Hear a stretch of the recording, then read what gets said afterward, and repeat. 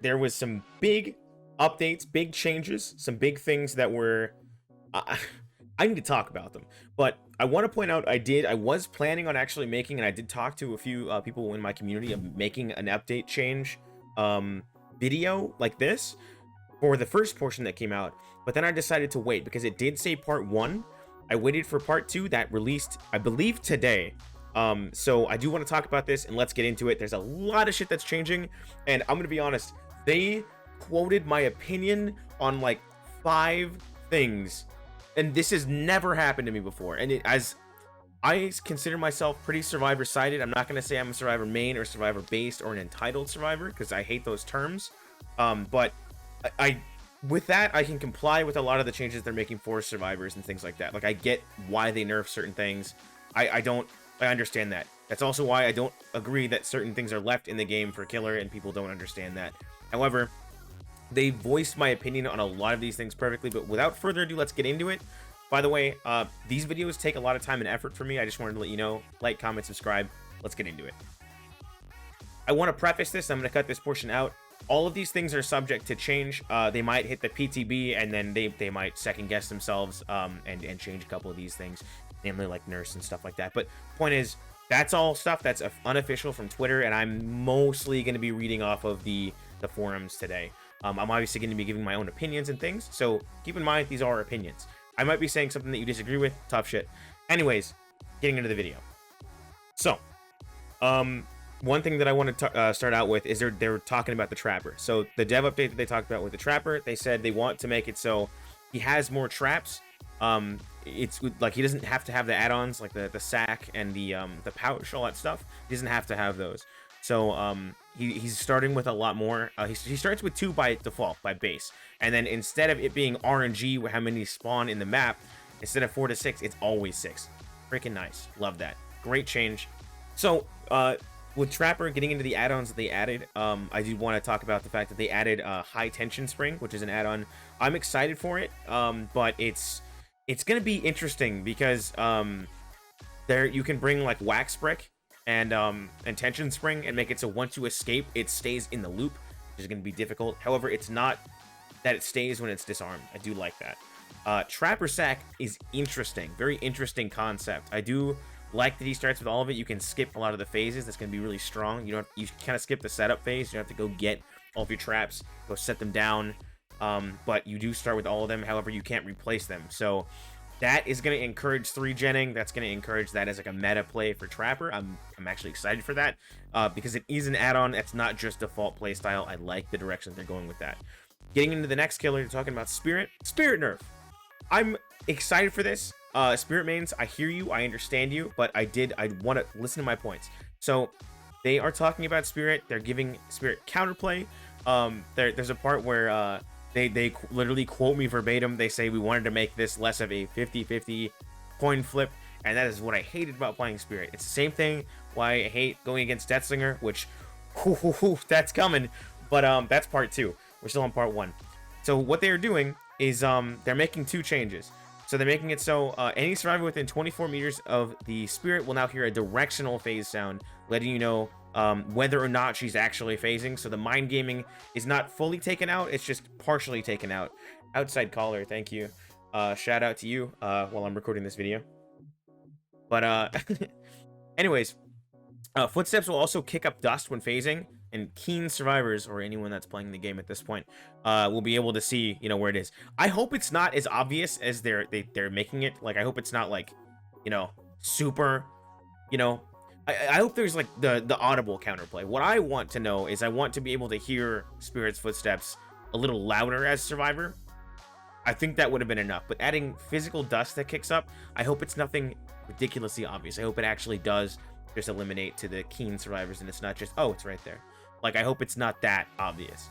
But I do like that. And then the 2 add-ons that they're bringing in, during Yamoka's haunting, use the active ability button to return to the husk at the end of haunting. That is fantastic because that adds that second layer of mind game to Spirit. Because if you're not able to get the mind games on someone, they're clearly like able to see where you are with your footsteps, then you can do something like this, which is nice. It brings that back. It really recenters where Spirit's at. And then when The other one is Shenko Hanabi, which is when Yamoka's haunting ends, Spirit's Husk explodes, and any vault locations within 4 meters are blocked for 5 seconds. See, this isn't crazy. This isn't like an insane add-on. Nothing game-breaking. But I do want to point out this with like Blood Favor and Crowd Control with the changes that they're making, which I'm going to read in a moment. This could be a viable build. This is just like a lot of people bring builds now where like they make the add-ons and the perks kind of align with one thing. Like for instance, Doctor, it's like, you know, Impossible Skill Check Doctor is just, you know, you focusing on one thing. I don't want survivors to do skill checks, so I'm going to bring all of the perks that don't help you do skill checks and or give you more skill checks. So like a lot of one thing is the point I'm trying to say. A lot of people can make a build that's kind of a meme build on that. I think something like Cruel Limits, Crowd Control, Blood Favor, that add-on on Spirit, plus maybe like Thrill of the Hunt or something, so that you know when you have time to get there with Spirit's like 700% speed or whatever it is, you know. That could be a viable build. I might try it if you see it on stream. Shout out to my own self-plug. If you see that on stream, don't be surprised. I'm excited for that, and I might make a video on that as well. But point is, that could be scary, especially with this change that's happening. So after that, those two were all that we were given. They did mention that they are doing an add-ons update. There were some leaks on Twitter. I'm not going to go into those because those are less official, seeing as they're not on the actual developer update portion. So, the add-ons that are going to change for the killers that they have mentioned here are Hillbilly, Nurse, Myers, or Shape, Hag, Oni, Blight, Wraith, Pig, and Ghostface. I'm excited. It says it's mainly focusing on unused add-ons or add-ons that are too weak / powerful. Now, I'm looking at like, you know, I'm looking at Scratch Mirror for Shape specifically. I'm looking at Scratch Mirror, and I'm looking at Tombstone, and I'm looking at Infinite Tier 3. I personally don't think that that's a big problem. There is, like, I think they need to rework them. I don't think they need to remove them. Scratch Mirror on indoor maps is nutty, insane. It's unoriginal. When you see a Tier 1 Myers that brought an indoor map offering, you're like, oh, cool. We've got a quirky one. Like, it's not fun to go against. I enjoy it, but it is a little boring, being thousands of hours into Survivor and seeing the same thing. So seeing like a small change to that would be very nice. In addition, I do think that they're changing, like, that stuff is good. Maybe make it so it's a little longer. I know this is a lot, but a little longer to get stock, to get Infinite Tier 3 Tombstone combo. That is like maybe something that could be looked into, but it is a lot. It is a lot. So it is already a lot. I understand it's hard. It's not easy to get that. But my point is, that's something that could potentially change. Again, this is all speculative. They just listed the names. I'm just thinking of what I remember off these killers. But regardless, skipping forward, we gotta talk about the perk updates. Let's get out of speculation and hearsay. So, Vigil. Vigil is changing from 20% to 30% at Tier 3. Obviously, in stages, it'll be different. But I'm saying maximum potential for this perk. It still stacks. It still stacks. I want you guys to know it still stacks. So 20% to 30% makes it so instead of 80% being the max potential of someone that is carrying it, followed by 3 teammates that have it as well, 80% being the maximum to 120%. That is a lot. That is too much. Mental math's not my strong suit. Sorry. That is a lot. That is like very game changing, especially since the second portion of what they're changing about that is it's recovery from broken, exposed, oblivious, where applicable. Okay, this destroys Haunted Ground. Vigil is going to be meta, because, I mean, Haunted Ground's not meta. I'm just saying, this destroys Haunted Ground. This makes other Survivor perks insane, namely, For the People, Deliverance. Does that affect Second Wind? Wait a minute. Does that affect Second Wind? I don't think that's applicable. That might be under the where applicable portion, because Second Wind in like a couple seconds would be too much. Because what is it? 30 seconds that you're broken? 30 seconds, 120% of that is like, what? 50? I mean, obviously, again, this is max potential, but this is the fastest. If you had this perk and it was completely based on how long the broken state was, it's not. It gives you a timer, which is why I think it's where applicable. But that would be like, what? 10, 12 seconds, and then you're fully healed? That's crazy. Just have to think about the combinations with this are insane. Head-on builds, like I really, really like Vigil. I like that change. I don't think they'll keep it where it is. They might go back on one or the other. They might make it just 25%, because 30 is very strong. I want to put that into perspective, because like Haunted Ground being exposed, Dragon's Grip being exposed, all that, seeing as that's a timer going down, that is pretty strong. Anyways, Babysitter, other Steve perks, as we were talking about, you know, Second Wind. The rescued survivor will now receive a speed boost, and I'm thinking haste, for 8 seconds at max, in addition to not leaving scratch marks or pools of blood. And then the aura reading has been doubled, like the duration. So that is pretty nice. That, like, I liked that, and I liked that the aura reading was already pretty good. Granted, I never used this perk. I did use it a lot at a certain point, but it just was not helpful. So this is actually something very, very nice. Because if the killer, here's the big thing, if the killer is camping or tunneling, there are really only 2 perks, and those will not change. There are really only 2 perks that can get you out of a bind, and that is Decisive Strike and Borrowed Time. You can either take an extra hit, or, you know, but your friend might have to go down to give you that, and on top of that, you have Decisive. I'm not going to get into camping today, even though I have a strong opinion on that. Point is, this doesn't really help with that. This won't help with that. The only thing this will really help with is basement escapes. I'm excited for this. Basement escapes are going to be helpful with this perk. However, I still don't see this rising in usage as much as some of these other ones. For the people, they're changing the trade-off. So instead of 90, it's 60 seconds. That is an insane trade-off. I do like the risky plays you can make with For the People. Some of the stuff you can do with that is very cool as it is. I've made some really good For the People plays and suffered the consequences. But point is, 90 to 60 is huge, especially with the Vigil change. That is going to be asinine. I'm excited. Point is, it makes the things that you could do as Survivor more noticeable and leave more of a dent for the killer. Like, this is why I'm excited about this update. I don't... Keep in mind, me coming from this perspective, it's not me, you know, saying that killers are broken or overpowered. Some are. Like Spirit, I wholeheartedly believe there's less skill needed to play Spirit than a lot of people give it credit for. Granted, it's a lot. It is a lot to play Spirit. It's very skillful at high levels. However, with these changes, I enjoy the direction they're going with them, because it's like, it puts killers on the same playing field. It makes it so I'm not going to play Spirit, Nurse, XYZ because they're more broken than like the other 80%, you know, or Wraith or whatever it is. Like, if I want to break someone in a loop, I'm going to play Wraith or whatever. Like, it's these types of changes. I like that they're evening this. I know Dead by Daylight will never get to this state, but I do want to make a small tangent here. At a certain point, I would like to see, if I favor a killer and I enjoy playing them, I would like to be able to load up as this killer and have a fighting chance in opposition to every other killer. Whereas that's not where it is, obviously. You want to excel at one thing, you play a certain killer. My point is, I would like to be to a point where I can, you know, you can validly say with every killer that you main, I main this killer, and people don't just go, ooh, that's rough. Like old Wraith, and people said I main Wraith.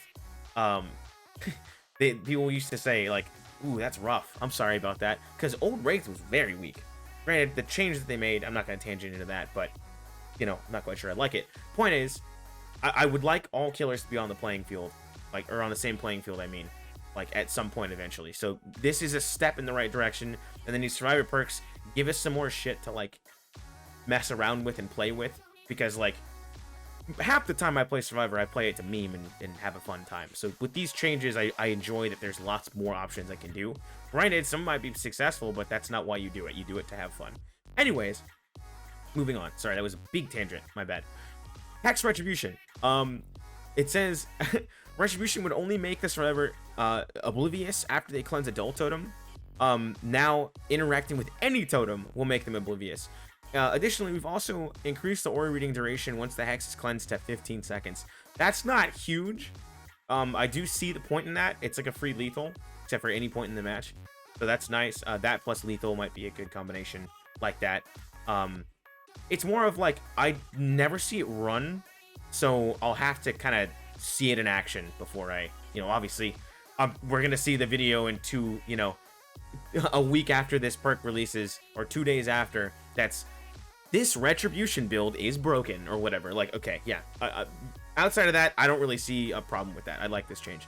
Blood Favor. I'm scared for this one. As a Trickster main at the moment, I'm scared for this one. Keep in mind, I'm an 8-hit Trickster main, so I don't hurt people. This is scary. This is scary with Trickster. So Blood Favor is, so it says this perk shipped with very safe conditions, so it didn't get out of control. Upon reflection, we feel comfortable with removing some of these restrictions. Hex Blood Favor will no longer have a cooldown. Scary. And will also activate upon successful special attacks as well. That is rough. That is rough. Because Trickster, if you were at a pallet with a Trickster, good fucking luck. You're out of there. Cleanse that totem. That makes that totem an objective. It's not a joke anymore. It's not just Trickster M1s you and then you gotta like loop a pallet for like however long. This is no cooldown. This is like you can just keep tagging them and keep blocking off this pallet. That is gonna be rough. Huntress, same thing. Deathslinger, same thing. However, with this change, with this Deathslinger change I'm gonna talk about soon, I don't know. Regardless, third seal, getting into that one. Just like above, special attacks work with it. More practical on killers that focus with dealing damage with their power. I like that change because that makes killers still have to focus on using their power as opposed to the meme that I make all the time, and one Huntress and one Trickster. It's like, use your power, dude. This gives more reason to do that. I like that. Thrill of the Hunt. With boon totems making their way into the game, they haven't given specifics on those. However, they do reference it. So it says, with that happening soon, we've decided to give Thrill of the Hunt some love by extending the speed penalty from cleansing to blessing as well. So that's interesting. However long it's going to take to bless a totem is going to take a lot longer as well. The killer doesn't see auras on that, I don't think, so I guess that's fine. And then there's going to be, they said to mention that item and character kill switch, so they're making it so they don't have to shut down an entire, like, they don't have to shift out an update and do everything every time they were disabling an item or a character or whatever it is. They're probably still going to do it with maps, which is unfortunate. But you know, basically there's going to be a kill switch where they don't have to release a patch note or an update that we have to wait 30 minutes for every morning in order to play the game, so that they can remove a player or whatever it is temporarily. So that's good. That's nice. They can do it internally from the game. That is appreciated. However, moving into the second portion of these patches, this is the second part that came out this morning, so this is the most fresh. I am going to make like points in this video so you can skip through. But okay, we're gonna talk about the Deathslinger. So the Deathslinger, I'm excited. I'm so excited because for the longest time, and I'm not even reading it, I don't even have to because I know, instead of making it so, you know, Deathslinger can mind game you, a meme that I always do, where, you know, since he takes half a second, especially with desync, to aim down sights and shoot you, and there's no penalty for that, you know, they're making it so there's a penalty for, you know, a cooldown for switching between that, canceling your aim down sights, and hitting someone, as well as, you know, they're making a change to how long it takes to aim down sights, so it's not just instantaneous, no quick scoping. I liked the quick scoping, I appreciate it, I just didn't like the desync on it. It was the same problem that I had with Pyramid Head and his distance, his M2 attack, which they did change, and I do appreciate that change. I don't think it broke him at all. I think we will still play him and enjoy him. And there is counterplay. The point is, I understand the fun in playing a killer. I just would like there to be some survivor counterplay. When Deathslinger is in his current state, there's not as much counterplay. There's nothing. I get you can still dodge some of the stuff he has. It's just guessing, though. It's really just guessing and serpentining and it having to work out for you. They're changing that, and I'm actually going to get into the written text that they have. Just know that that was my opinion before. So they're getting into the written text saying, currently, there's almost no delay between aiming down sights and being able to fire your weapon. Likewise, there's almost no delay between canceling your shot and going for basic attacks. This creates a lose-lose situation for survivors, where there is nothing they can realistically do to avoid getting hit. For example, if they vault a window, you can easily aim down sights and fire, giving them a chance to dodge a shot. If they decide not to vault the window, you can easily cancel your shot and hit them with a basic attack instead. Additionally, there is almost no delay. The survivor must constantly dodge and run erratically in case the killer decides to shoot. Thank you. Where's behavior? What have you done with them? This is not something that I thought it would ever happen, and here we are. With that in mind, we've made the following changes. You can no longer shoot until you have fully aimed down sights. Increase delay after canceling your shot before you can start a basic attack. Decreased movement speed penalty while aiming down sights. That is good. I like that. That's a good even change. That third one, I'm not going to complain about that at all. However, the Plague, I might. And I'll give you my reasons. However, since Deathslinger would spend more time aiming down his sights than before, if you quickly aimed and fired, I feel it's only fair to increase his movement speed while aiming down sights to compensate. This will cause you to lose less ground while aiming and keeping up with Survivor a little longer. This kind of reminds me of the Trickster changes that they made a little while ago. But last but not least, they've increased the Deathslinger's tear radius to 32 meters. Deathslinger was the only ranged killer that does not have a lullaby, which meant the tear radius, reducing perks like Monitor and Abuse, could allow you to get close enough to survive and hit a survivor without giving them any warning whatsoever. And yes, I know his tear radius was lower than his shot range when you had Monitor, and they knew that, because that was frustrating because of how subtle his tear radius is anyways. By the time you get like a hint of there's a tear radius, there's already a harpoon in your butt. So that is very, very helpful, and I like that. Keep in mind, I am fully aware that this is a massive nerf to Deathslinger and how he plays. He is kind of weak because he does not have any map presence. They did not change anything about that, so I'm a little scared for what they might do to his add-ons if they change it. They aren't. They didn't. It wasn't on the list. So it's gonna be a lot harder to play Deathslinger. It really is. It makes it so if you main Deathslinger now, it's gonna be way more skill dependent. I do appreciate the skill that it does take him at the moment. However, raising this skill cap, I think, is healthy for Deathslingers, because there were just too many Deathslingers at rank 1 that just played with quickscope and reload add-ons, and it just was, and Monitor. It was the easy way out for people that like wanted to get better at Deathslinger, and now that doesn't exist. It really does give you this higher trophy to reach for skill play in Deathslinger. So I appreciate where the devs are coming from with a lot of the stuff that they changed on him. Gonna stop tangenting on that. That was just one of those, like, that and Spirit. I'm astounded that they did what they did, because they don't do anything on these things. They leave the game broken. So that the fact they changed these, I'm excited. I'm happy. Behavior, thank you. All right, namaste. I don't think that's the right word. I'm cutting that shit out. Anyways, going to the Plague changes. Plague has been in the game for a while now, and we haven't seen a whole lot of change, but that ends today. We're making a series of quality of life changes that can make it more fun to play. It says, so essentially what they're doing is they're making it so that she has less, like, how Huntress has like a lower movement speed. They're doing reverse of what they did for Deathslinger. They're making it so, Plague has less movement speed loss when aiming with Vile Purge, which is the change that I don't like. And I'll name why in a second, but then they're also making it so infected times are longer by like 5 seconds. And then they're also making it so it takes longer to cleanse at a fountain. I don't think that really ever was a problem, but my point is, I think that the change, because it says we've increased your movement speed from 2.3 while on cooldown to 3.6. When you cancel a purge, it's like a reduction. I don't like that, because she loses a lot less ground. The only reason why I don't is because if you hit someone with a pixel of Vile Purge, because I don't think Vile Purge need to change at all. If you hit someone with a pixel of Vile Purge, that is the entire health state. So that being said, you can kind of spray and pray.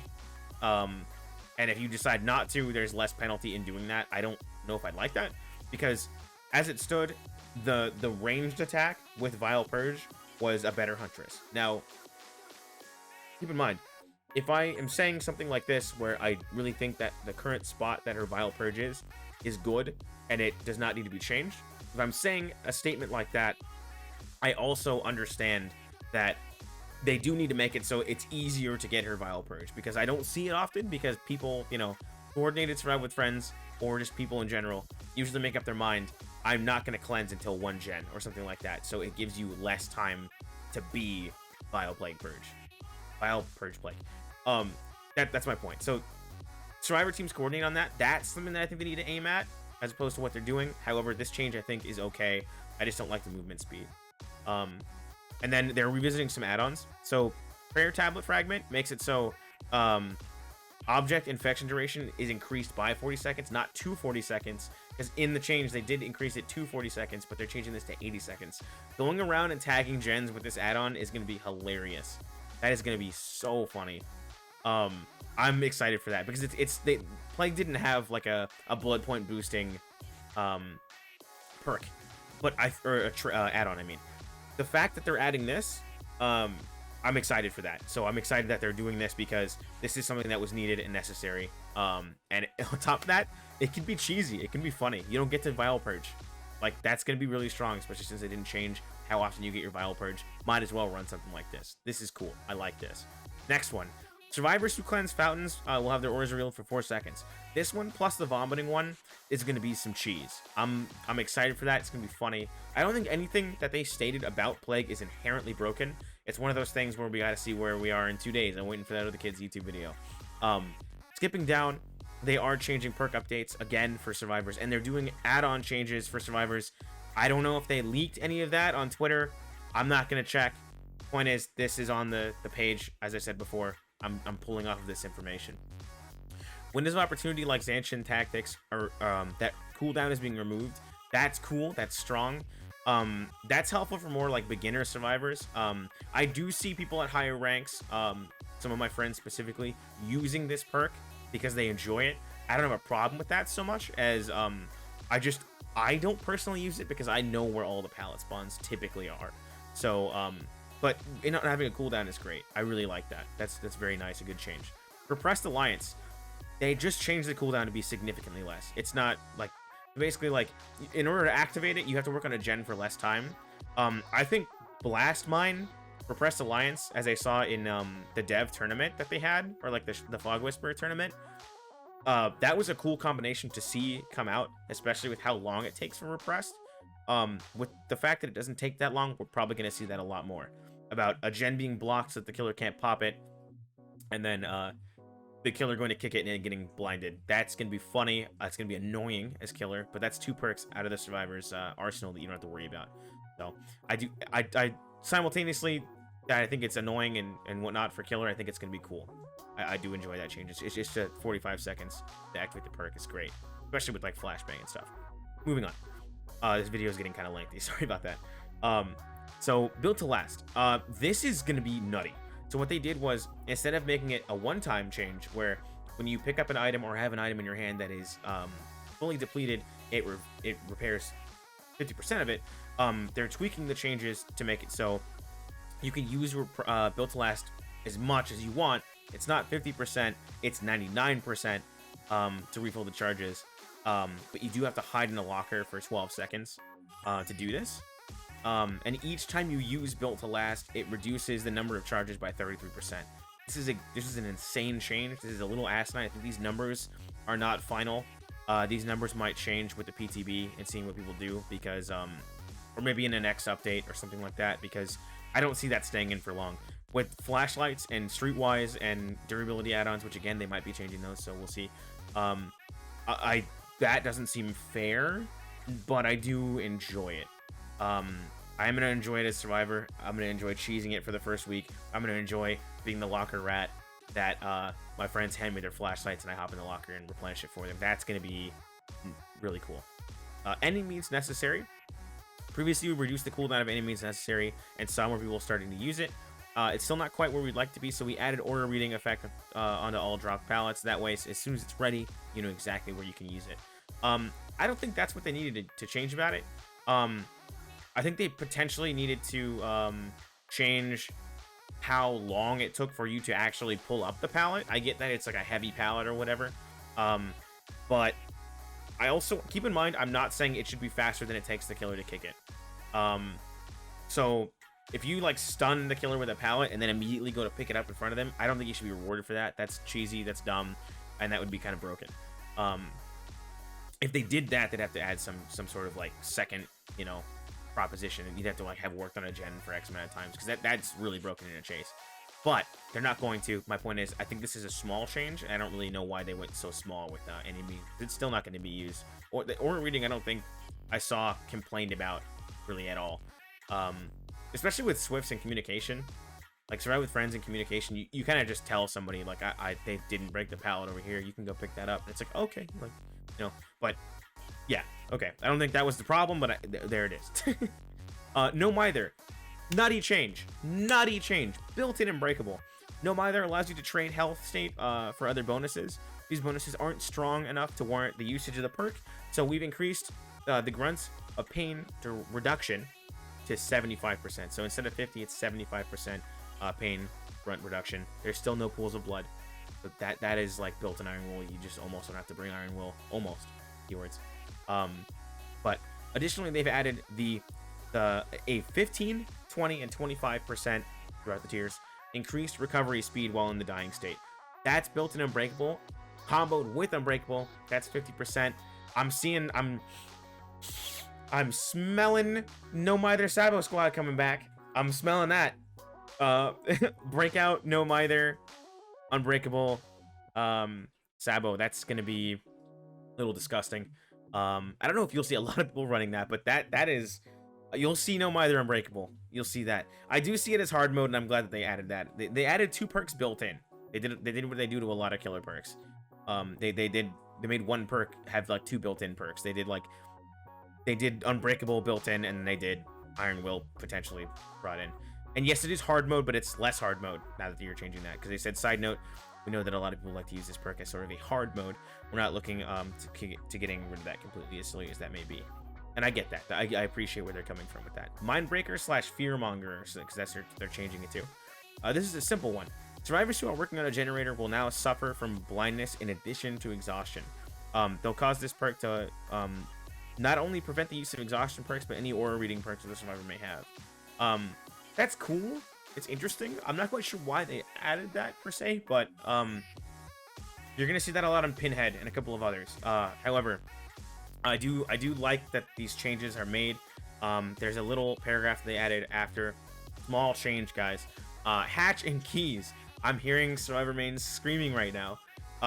The hatch and keys by extension have long been a contentious topic, leading to some heated debates. We have made some changes incoming to make them seem a little fairer. First, the hatch will no longer spawn if there's more than 1 survivor in the trial. This means that you'll never have to worry about the last 3 survivors vanishing when there's still 1 generator left. So there's no longer, you never have to remember this math formula of it's, okay, so it's the number of survivors that are remaining plus 1 generator that has to be done, right? Like, that was, I remember people doing that all the time. I had to keep telling people that. Like, that's glad, I'm glad they made this change. So it's just 1 person that can get out through hatch, so that you can't just pull out with a key. Additionally, the hatch will now take a few seconds to open with a key once it is closed. Progress does not reset when the survivor cancels interaction. So you have to fully commit to opening it up. There's no progress like a gate. This eliminates the problem where a survivor can simply sprint straight to the hatch and instantly open it and escape. With that said, these changes will make it so the "Where did they go" achievement is impossible to obtain, which that used to be all 4 survivors escape through hatch. So it will be changed to escape through the hatch using a key, which kind of sad. I wish they would have just like hid the achievement or locked it, you know, or something like that. I get that's unfair to new players, but like that was like a trophy. It's like, hey, I got this before they changed it. Anyways, okay. People are gonna scream, they're gonna complain about this. I don't have a problem with this. I always thought keys were broken and dumb. And I was a survivor main. I never bring in keys. And I'm not asking this for like, you know, oh, good on him. He never, I'm saying more of that's, I never saw the need to use them. It was definitely a crutch. Don't pretend like it's not. There are crutches that still are in the game. I'm pretty content with these hatch and key changes. I don't mind these at all. That's totally fine. Because the thing that I cared about with keys is still in the game. You can still use Blood Amber, so I'm excited for that to still be there, especially with Built to Last. Jeez. But yeah, so point is, I don't have a problem with this. I know there's a lot of people that are going to have a problem with it. Suck it up. You're getting something cool. Boon totems. As promised in the anniversary live broadcast, we're introducing some new gameplay around totems. These will add an extra objective around the map, such as like killer hex totems, but they're tied to survivor perks. Survivors are able to bless a totem and change the boon totem into blessings that are designed to offer comfort to a survivor team, a small safe haven. However, unlike a hex totem, a killer can also quickly interact with the created boon totem to completely remove the associated blessing, once again turning it into a dull totem. They will be able to hear a boon totem when it is in range. Each survivor can only have one boon totem active at a time. Boon totems will, with the combined effect of all their equipped boon perks. So if you have multiple boon perks, you can have one boon totem. It does everything, which is going to be, I don't know what these perks are, these traits are. My point is, I don't see a huge problem with this.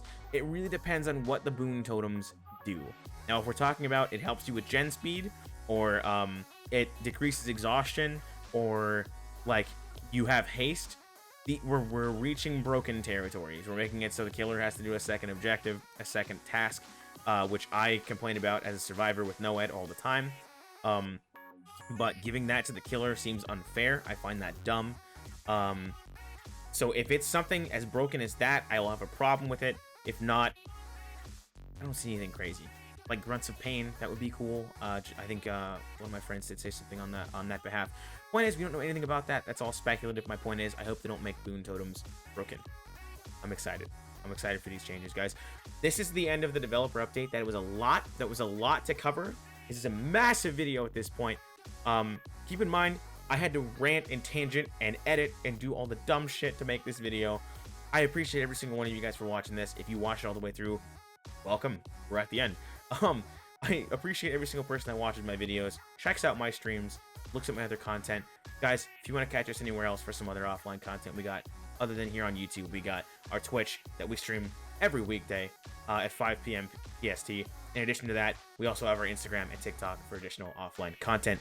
I'll see you guys later.